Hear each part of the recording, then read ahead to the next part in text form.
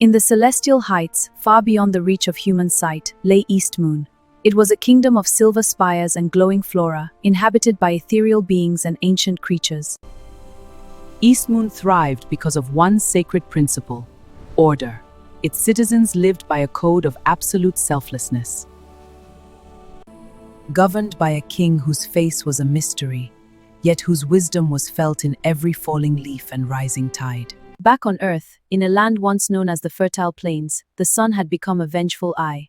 The rains had ceased, the rivers had turned to dust, and a great famine gripped the world. But the drought was not merely in the sky, it was in the hearts of men. Greed was the only currency, and selfishness was the only law. Neighbors stole from the hungry, and the people mocked their king, ignoring the ancient laws meant to protect the land. Among the starving animals, two remained: Kulu the tortoise and Okum the eagle. Okum the eagle was the only one with the strength to fly to the borders of the atmosphere. There he discovered a secret, a rift in the clouds that led to the lush, overflowing markets of Eastmoon.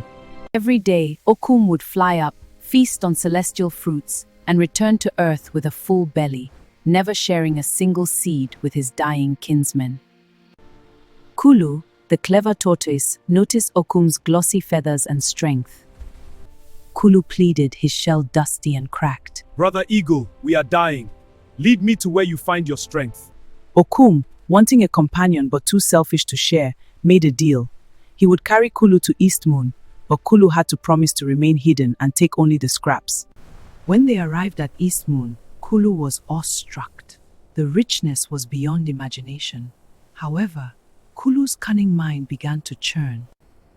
Kulu saw how the Eastmoon creatures shared everything, and he saw how Okum took advantage of their kindness, stealing more than he could eat just to watch it rot. The people of Earth are to survive. This greed must be purged, and if I am to survive, I must have it all.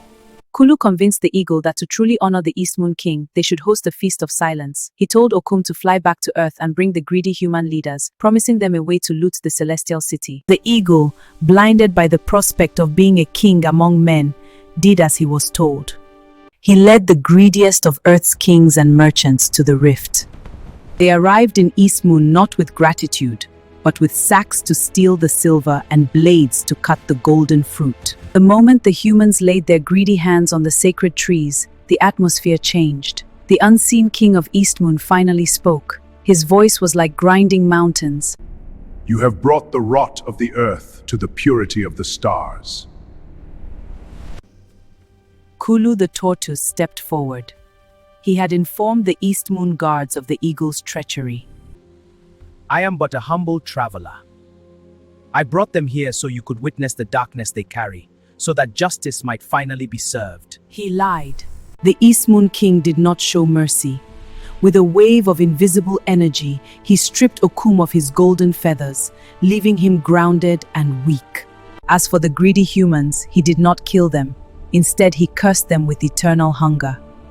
They were cast back to Earth, where they would forever see visions of the banquets of Eastmoon, but would never be able to taste food or water again. They would live forever, starving in a wasteland of their own making. Kulu the tortoise was allowed to stay in the lush gardens of Eastmoon as a watcher.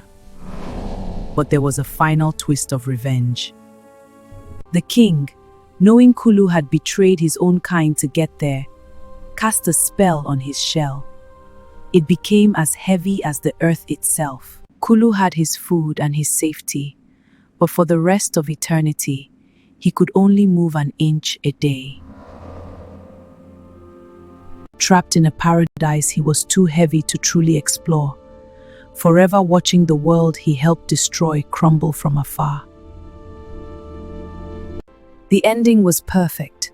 The eagle was grounded, the humans were eternally famished, and the clever tortoise was a prisoner in a golden cage. Justice was cold, and revenge was absolute.